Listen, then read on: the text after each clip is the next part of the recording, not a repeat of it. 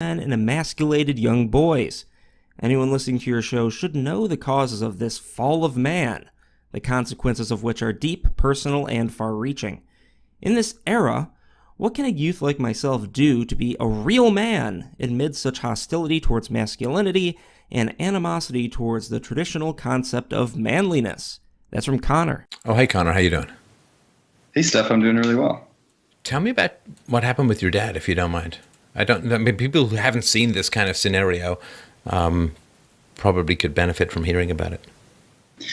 So basically what happened, so I was gone at the time. I'm a Mormon, so I was on a mission. So I was gone for 2 years, and about halfway through, I didn't know that there were any problems with my parents' marriage. I had no idea. And then I got a phone call that they were separating, and that was a complete shocker for me. I had no idea what was going on.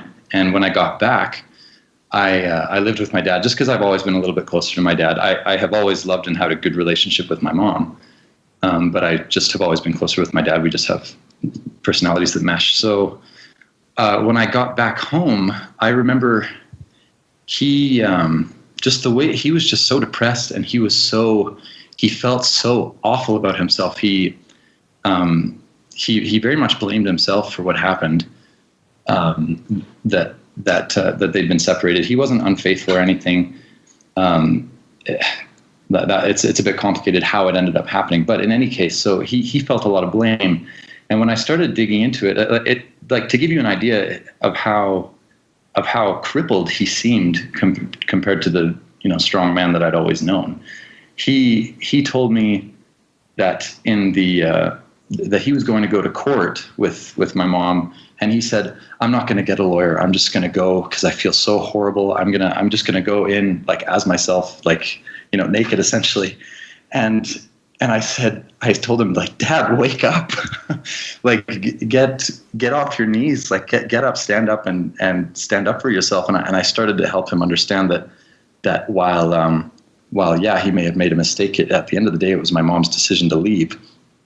And I started learning more when he told me about the psychologist that they went to go see, that he and my mom went to go see before their marriage ended. And he just told me basically what the stuff that the doctor had told him, that the psychologist had told him. And my mom had been reading books that. Sorry, this might seem a little bit jumbled, but she was reading a lot of books around about the time that she left. That it was talking about. To give you an idea, like the titles were "Putting Away the Nice Girl Syndrome" and all these like female horrific books about female empowerment and stuff like that are really just man-hating books. And so she projected this image onto my dad of this horrible, abusive, evil monster.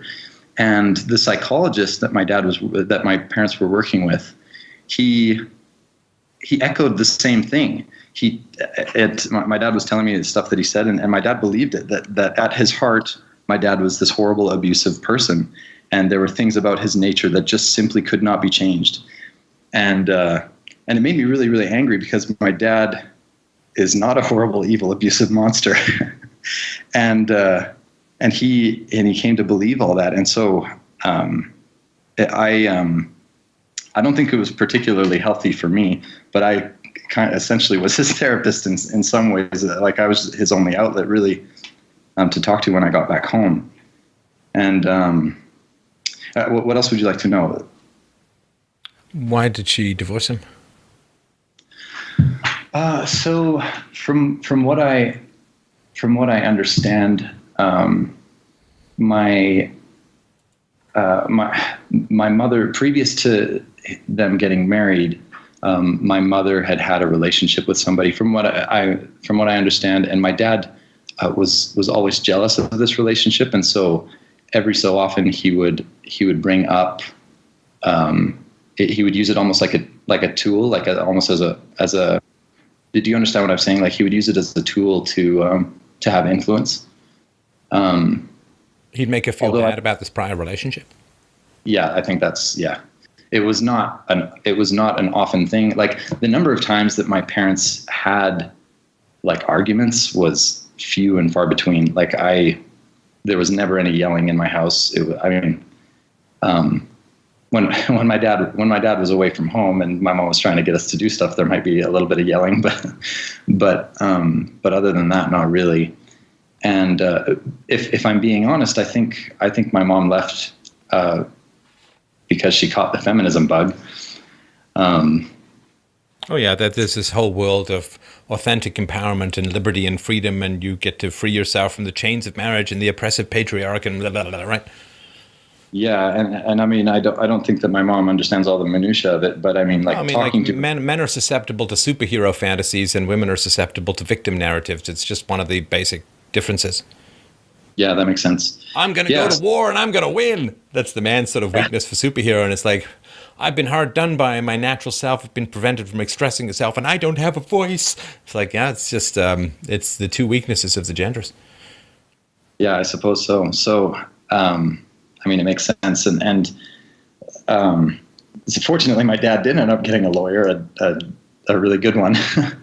And because I think my mom was expecting, as it happens in most, it seems, divorce cases. I mean, if you think of any divorced couple, who do the kids always end up with? It tends to be with the mom. And I think my mother was expecting that my dad would roll over, and I'm glad I got home and talked to him before he did do that. Right. And could have been raised by a feminist. Exactly.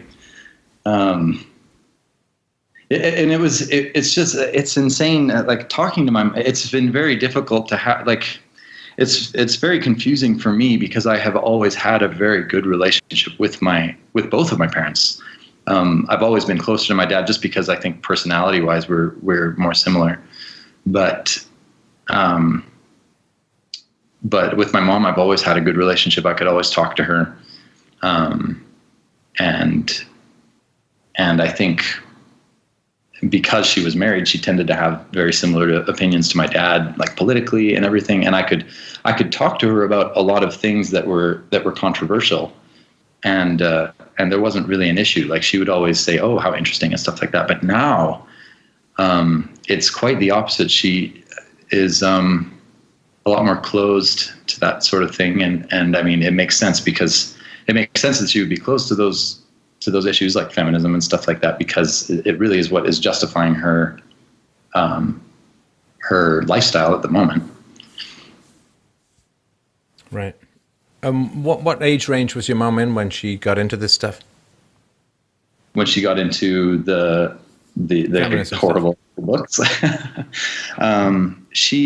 So my parents are both around 50 right now, and it happened just about 2 years ago, a little more than like 3. Oh wow, like 3 years ago. Yeah.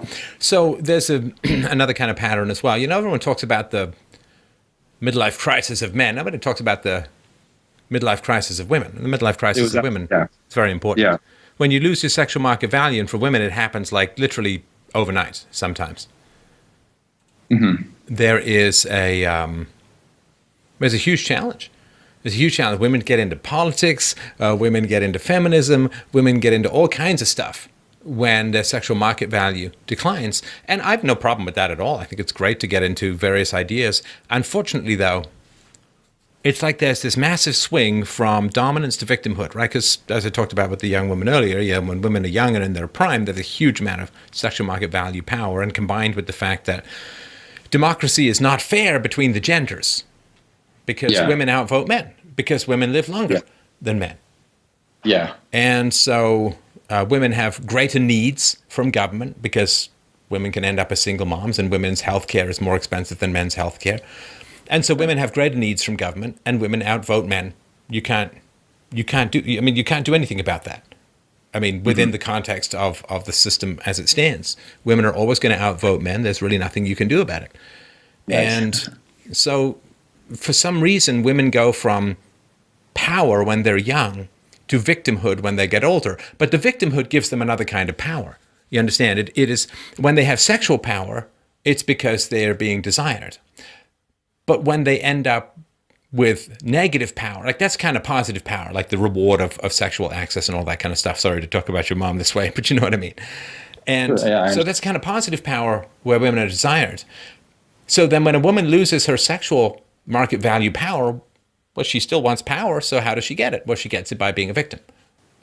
She gets it by being a victim, and then she gets to dominate people not by being sexually desirable, but by being a victim who nags and who is angry and who is impatient and who is short-tempered and who is always right. Right? See, when you're young as a woman, nobody tells you that you're wrong because they all want to get in your pants. I mean, of course, right? You don't get heavily criticized as a woman when you're young because high sexual market value and so on. So then when you get older, there's a sort of tipping point as a woman where men are going to shockingly start to tell you the truth because your sexual market value has vanished, right? And so then how do you keep men from telling you the truth or people from telling you the truth? Well, you become a brittle, angry feminista, right? And you become a victim, and then you get, you nag people and you get angry. Now still no one can tell you anything or correct you. And this is, I don't know how to solve any of this. I'm just sort of trying to describe it, if that makes any sense. Yeah, I understand. And it's the reason why it's so frustrating and confusing for me is that I hate to look at my mom in that way because it's never been like that traditionally, if you understand what I mean. And I mean, the thing that made me so frustrated with her about all of this is that, so she accuses my dad of being this horrible, evil, horrific monster. And to me, I think, well, how did you not realize this before? You were married to him for 25 years. So how did this false not... consciousness. I didn't have this part of my brain. I mean, leftists do this all the time, false consciousness. Why is it that construction workers look at their boss with sympathy who has to stay all night dealing with invoices and angry suppliers and irate customers and taxes, and they're like, whoa, I'm so glad we get to go home. Why is it that the workers are so happy and would never want to be the boss? Well, false consciousness, you see, it's not that it's a rational exchange of particular values and virtues and that there's costs and benefits to being both a worker and a boss.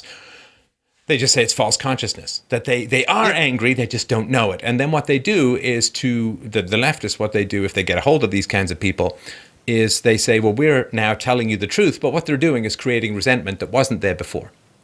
And then they say, oh, the resentment always was there, it just didn't come out till we told you the truth. But the reality is that you no more had resentment than you have tranquilizer before somebody blows a blow dart into your neck, right? It's like, well, I'm just liberating the tranquilizer that was there initially or originally. It's like, no, you put this poison into my system.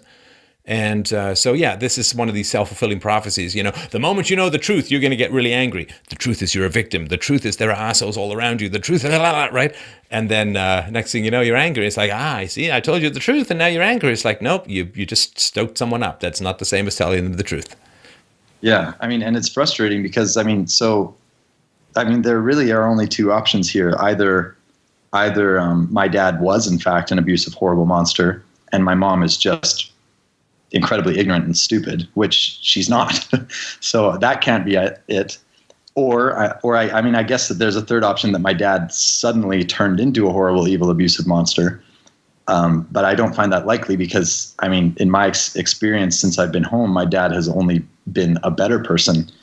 After this, he's been incredibly humbled, that's for sure. And really the only two options are that either he was or he wasn't. So, that's what's really frustrating for me. But I guess going back more to my question is that when I came home, he really was a shell and just a shadow of himself. And I kind of started to notice more, especially listening to your show and listening to a lot of other people talk and just, I'd always kind of known this because, growing up in the Mormon church, my seminary teacher, he was a very conservative, right-wing libertarian. And he would show us, he'd explain to us like how men have been ripped on for so long, like with just, the Simpsons. Homer Simpson is a retard, essentially. Well, and every single, the girls are always geniuses and the boys are always dumb. Like, you know, in, I don't know if you've ever seen a show called Modern Family. No, I haven't. Well, so in it, there's a young boy. I guess he's not young anymore. He's a teenager now, maybe late teens. And there's a girl. And the girl is played by an actress named Ariel Winter. And she had it rough. I think she's legally separated from her mother. Not particularly smart, but she's portrayed as the genius in the show, right? Now, the boy is, of course, inevitably portrayed as an idiot, right? He's dumb. Now, the reality is the boy is really, really intelligent, like the actual actor who plays him, like super Mensa, crazy high IQ, really, really smart, straight A's in everything he touches, right? Yeah. And, you know, Ariel Winter, I mean, she's, you know, I guess nice enough person, but she's sure showing a lot of skin on the internet kind of stuff, right? So she's using her sexual market value. So she's supposed to be the genius in the family, and the boy has to be dumb. But in reality, I'm not saying she's dumb, but the boy, for sure, the actor is a genius. And this is just inevitable. And it's part of the leftist plan, you know, stoke women full of ambition, and genetically it's not likely to pan out because, as we've talked about before, at the very highest levels of IQ, it's just a bit of a sausage fest. That's just the way that nature has played things out. If it's sexist, well, we can blame Mother Nature, who apparently is a female, for all this sexism. But you always have to portray the women as geniuses, and it's funny thing too is that you say like this thing in feminism where they say, well, the reason that there aren't more female engineers is they're not mentored enough. You see, they don't get enough examples. Exactly. Yeah. They need mentoring. They need to see female engineers in order to realize that they can become female engineers. It's like, how retarded is that? Women who would have so little respect. Well, a woman can't possibly think she could be an engineer unless she saw a female engineer. It's like, what? Well, I mean, they think that women, they really think like it. I mean, you know, there's the whole idea that they're projecting their own thoughts and their own belittling of women onto conservatives. Like, that's all it is. You have to portray women as so stupid that they can't possibly think they could be engineers. But the funny thing is, they say, well, see, little girls, they need to see scientists so that they can imagine. They need to be mentored. They need female examples. They need female mentors and so on, right? And then you say, well, don't little boys, kids of single moms, need male role models? Don't they need fathers? Oh, no. It's so one-sided. Yeah. If women need mentors, little girls need mentors in order to grow up into fine young women, and they need female examples and female mentoring. Don't little boys need fathers? Oh no, no, that's just different, mystery-wise. The self-unawareness of these people is really staggering. Well, no, it's not. It's not. Their purpose is not self-awareness. Their purpose is power. Their purpose is propaganda, and their purpose is the destruction of the attractiveness of Western women. But sorry, go ahead. What I'm saying is that, I mean, coming from myself, I mean, I don't know how. I mean, I generally perceive myself as a little bit more self-aware than they are. So I mean, it's hard. So. It's hard to imagine being in a spot like that. It's hard to imagine being so self-unaware. That's what I'm saying. Well, and why is it that girls do so badly without fathers? If girls only need female mentors and moms can be just as well. I mean, why is it that girls who grow up without fathers statistically do pretty terribly? I mean, women are not good at being the only parent. I mean, I don't know, men, I don't know if it's been studied that much. I've heard some positive indications. I haven't seen anything final. But that's not the issue. The issue is that women are bad at being single moms. But women are bad at being parents if there's no husband around. They're certainly bad at being providers for obvious reasons, and they're bad at being parents. But women and boys suffer from single moms, but you can't talk about that because leftists need single moms so that they can keep growing the state, right? I mean, they don't care about kids. They don't care about the survival of the family. They don't care about the survival of civilization. Hell, they don't want it to survive in its current form. Right. They just want more and more power. And like any drug dealer who wants to grow his empire, he can get more and more people addicted. Fantastic. And you can get, on the left, more and more people addicted to the state by smashing the family. Damn, that family's got to go, because power is the only star they guide their horrible ship by. Yeah. So and I mean, going back to my question about being a man, it's frustrating for me too, because I mean, this culture has, I mean, you should know the Mormon Church is incredibly conservative. But they've had their social justice warriors in more recently too, haven't they? We very much have. There's a direct, and as also sort of like the idea is not to reform the church. The idea is to destroy the church, and that's at least that's what it seems to be. But I look up at a lot of people who, at a lot of the men in our church, and you know, like about the boomer age and some of the older Gen Xers. And they'll get up onto the pulpit, like when they give a talk or whatever, and they'll say something to the effect of the other way around. The women will get up and they will bear their testimony or whatever. Or they'll be up at the pulpit and they'll say something to the effect of, "Oh yeah, I raised 5 boys, my 4 children and my husband." And the crowd laughs. And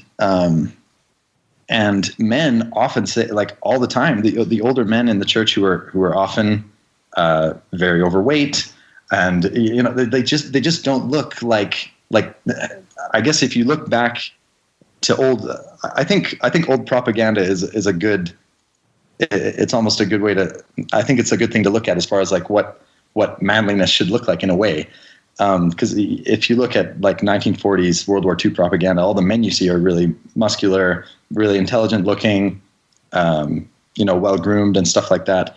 And the men I see today, I mean, they don't seem to take very good care of themselves. And it doesn't seem like they held themselves really in that high esteem either, because they talk about themselves like, they talk about their, you know, the things like she's my better half and stuff like that. But to the extent of like. No, but that's so pathetic.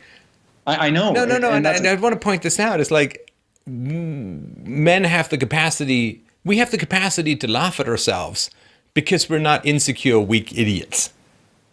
Right. So yes, I can make fun of myself and all that, but you know, for women to make fun of women, you know, and it's like, when did women get to be so fragile? I mean, one of the things that Alex de Tocqueville said about democracy in America, in the famous book Democracy in America, was he said that the foundation of the excellence of American society was in the strength and character and resilience of the women. Women used to be beasts. They used to be monsters. They used to be incredibly strong and incredibly able. And they used to, you know, truss pigs and run farms, and, you know, they used to just raise kids, and they were strong educators, and they used to be pillars of the community and founders of charities, and they used to just have incredible influence in society and fantastic writers. Right? There's all they say, oh, you know, it's also sexist against women. It's like, not in the fiction world, because women's language skills are equal to, if not superior to men, and therefore women dominate in many ways in the writing world. And that's all of the unfairness that there is in the world, right? And so women in the West, and they used to be incredible. They used to just be fantastic. They didn't used to be these like neurotic, insecure, aggressive, manipulative, you know, SSRI addicted, antidepressant chewing insomniacs of latent leftist feminist hostility. This is like the new degraded women, as is you're talking about the new degraded men. The sociopaths in society view everyone as mere tools to their power. Like if you want to go cut down a tree, you pick up an axe. You don't think about the feelings of the axe. You don't think about whether the axe wants to be part of this. It's like, no, that's my tool. I gotta cut down the tree, and I gotta cut down civilization. And if the relationship between the gender has to go, well, that's, you know, I don't care. I'm gonna just cut down civilization. I want power, and I need to destabilize society in order to make people dependent upon my power and justify its expansion. So we're literally just, we're livestock. I've said this in the story of your enslavement. I believe it even more strongly now than before. We're just livestock. Right. The fact that women's happiness has gone down every decade feminism has been implemented, that women are more miserable now than they've been since women's happiness was measured. They don't care. Right. That's kind of the point. Right. And so turning people into this, and most people are helpless to resist propaganda. That's why propaganda works. Most people rely on people like you and I to guard. You know, I can't go in and get rid of the common cold virus with a fork in my body. I rely on my antibodies. It's not a conscious process for me. I just go, boys, do what you need to do. And most people can't resist propaganda. That's why propaganda is so effective and so tempting for people in power. They rely on people like us to push back against it and make sure that these people are exposed. But of course, as they're exposed, they're dangerous, they're feral, they're difficult and predatory. And not us. They're not us. They're not part of us. They're not part of civilization, right? There was an old story about sociopaths in the Inuit, right? The sort of what used to be called the Eskimos, and they'd say, "Oh yeah, sometimes there's guys they eat all the hunt, they pretend that they're sick, and then they try and bang your wives when you go off hunting and stuff like that." It's like, well, yeah, we've never figured out a way to fix them. We just pushed them off a glacier at one point, and just get on with our day. You can't do anything to fix this. And the not usness of these kinds of people is really, really important to understand. And as far as, what do you do to be a real man? Well, first of all, check your testosterone levels. Testosterone levels, as I talked about recently with Faith Goldie, have gone down like 50% since the Second World War, going down like 1 percentage point a year for men. Really? Yeah, check your testosterone levels. I mean, it's important. It's kind of one of the things that makes you a man. And I don't know, the reason for this is in debate, right? She thinks it's soy, other people talk to plastic bottles or the water supply, or, it could be that as women become more masculine, both as a result of being single moms and as a result of birth control pills, giving them different hormones and so on. So check your testosterone levels. You can't will what is hormonally deficient in your and men are going to have to be. I'm sorry, you wanted to say something before I moved on to the next point. No, I was just going to say, well, I mean, I don't know about all the plastic bottle stuff, and I guess Alex Jones would be a good resource for that, but well, it doesn't really matter in a way. I mean, just get your levels checked, sure, and look up, and I guess people will. Of course, if it was a woman's issue, it'd be all over the place, but because it's men, they're kind of disposable. I was going to say earlier when you were talking about the strength of women, like, I don't know if you know anything about the Mormon Church, but the Mormon pioneers, you read some stories about the women in those companies, and it is staggering. Just it's amazing the strength and the perseverance of those people, men and women alike, and the physical exertion that it took. And I mean, today we're I guess we're fat and lazy, and that we people go home and they watch TV, video games, whatever it is. You talk about how when you write books, you do it. I don't know if this is exactly how you do it, but I guess you use Dragon or whatever that software is, and bike as you do it. And I mean, that's great. But these days. Oh, okay. Wow, that's amazing. I'm dying to find some place where I can look up. And I could hike and write a book. That would be fantastic. I mean, I can't look down in a little notebook or whatever. But I mean, you've got to keep moving. I haven't sat down to write a book in probably 15 years or 12 years for sure. So I do the show standing, right, as everyone knows. I mean, sitting is the new smoking. And the other thing, too, is that, as smoking has declined, smoking is a way of enhancing testosterone as well, which is one of the reasons why I'm sure it is addictive for people. So, but yeah, check your testosterone levels. I mean, I think I'm no doctor, but I think that's a worthwhile thing to do if men are out there lacking motivation and so on. But, sure. The story is, of course, Jesus, right? I think that's the relevant one. Jesus was a man. And Jesus sacrificed himself on the distrust of the world in order to save the souls of the planet. Right. And men have become very reasonable in the West, white men in particular, very reasonable. And unfortunately, it doesn't work. You guys have had 150 years to save Western civilization with your nice books and speeches and blog posts, and we're losing it hand over fist. So it's time to stop being so nice.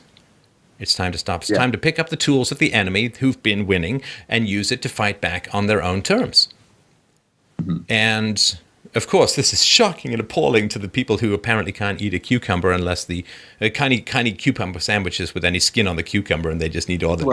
don't rattle my china, all the people who are like, I hope that the horse that's thundering by at Ascot doesn't get any mud on my +4s. Manhood is you achieve the objectives, not even despite people's negative views of what you're doing, but sometimes even because, right? But the new rights are willing to be in people's faces. They're willing to use the tools that the leftists have used to win.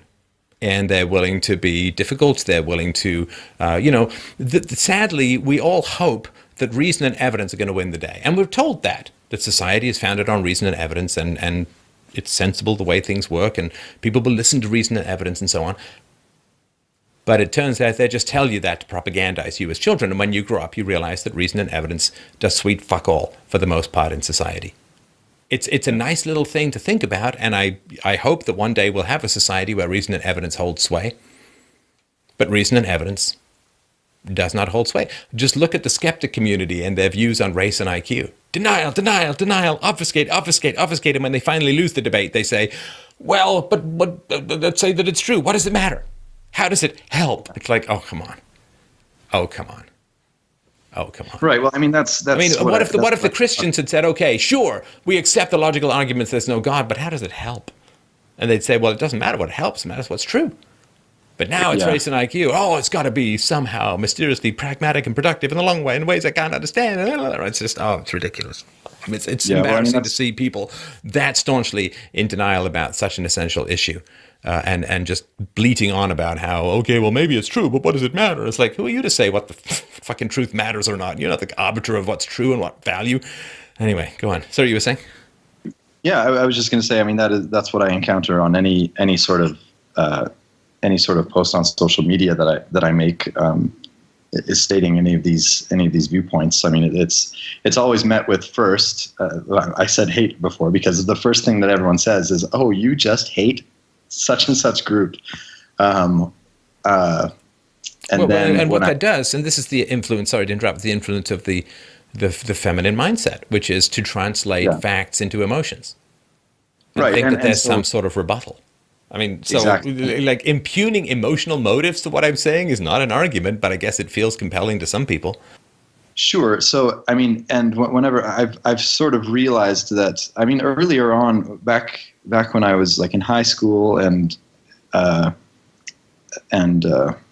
started waking up to all this stuff after I came home from my mission. Because I mean, when you're gone, you're not thinking about that. You're thinking about God 24/7. So, I mean, when I got home, that's when I started waking up to it. And before that, I would always try to be really civil and be really nice. And if someone didn't see my point of view, I would try to explain it to them logically. I mean, and I still do that. But now I've realized that there's really no hope for these leftists generally.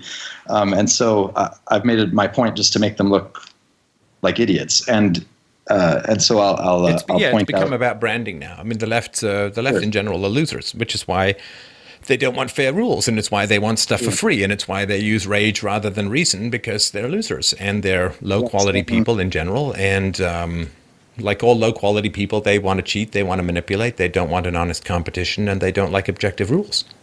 And the funny thing is, too, people saying, "Oh, you just hate people." It's like, oh yeah. What about all the people who want white people dead? What about all the people who say that white masculinity is toxic? What about all the people who are talking about some hateful imaginary patriarchy? I mean, that seems to me much more full of hate than anything I've ever heard from anyone not on the left. But it is. I've translated your argument into emotions. Oh man, that's not even a civilization that's worth defending. Not that you could possibly defend it anyway.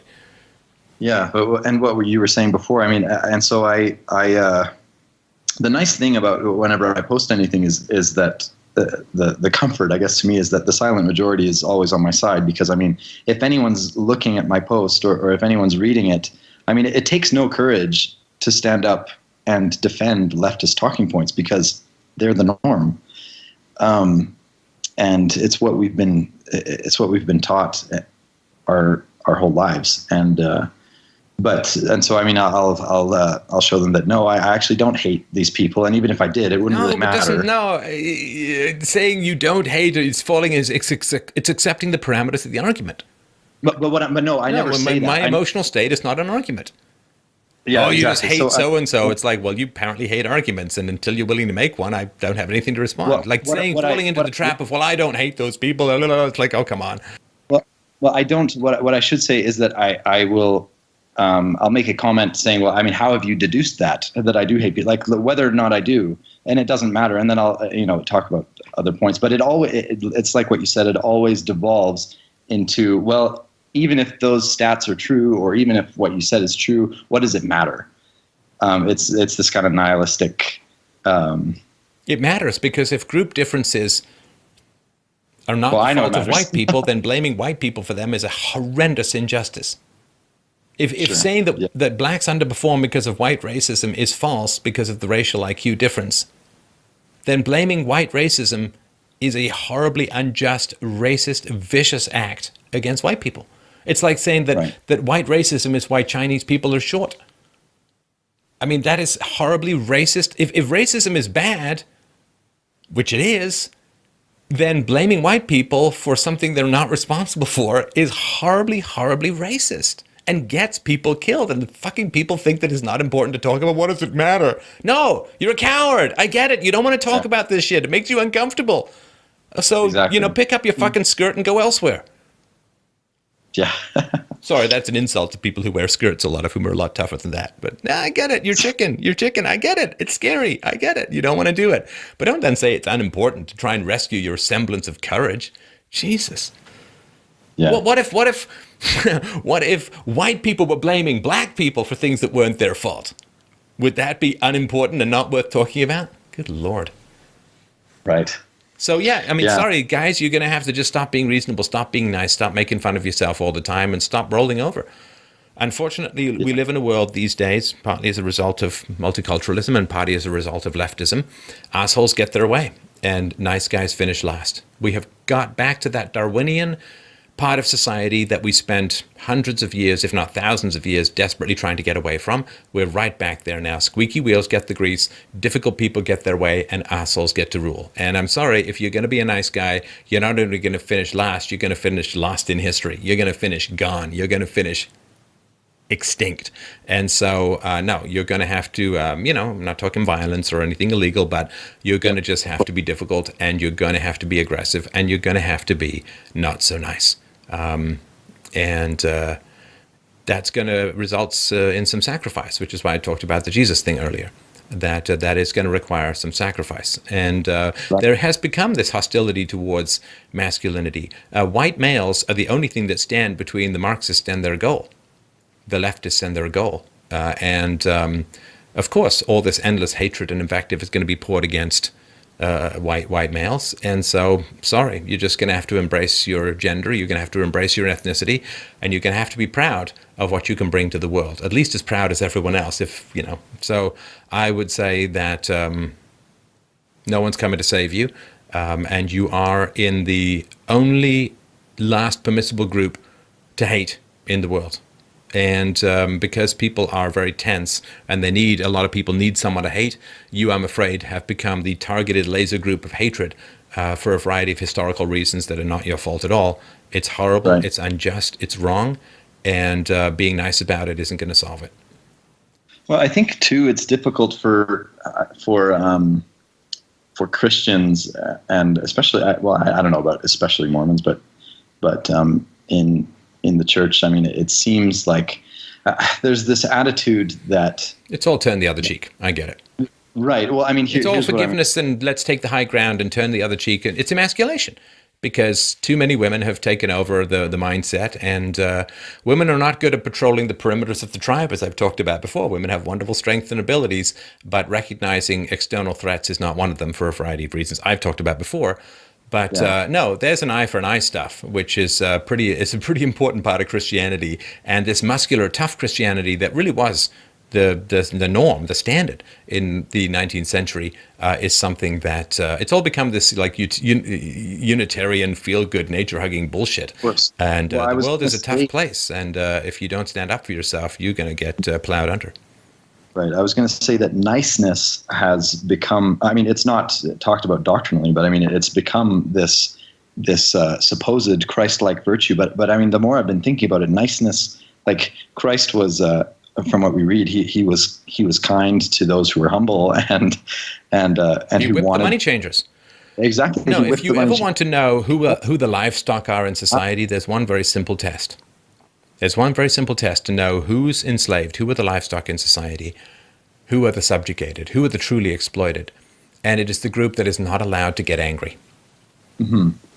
Right. And it's if become- you ever Yeah. get angry and people are shocked and appalled and try and put you right back in the box, that tells you immediately, as sure as a brand on your chest, as surely as leg irons on your legs, that you are part of the livestock, that you are part of the subjugated and the exploited.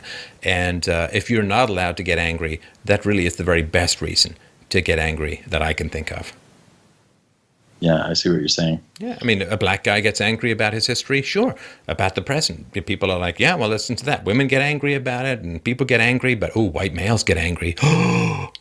KKK, right? I mean, this is the one. That's the old saying: if you ever want to know who rules over you, look at who you're not allowed to criticize. But if you ever want to know who the subjugated class is, look at who's not allowed to get angry.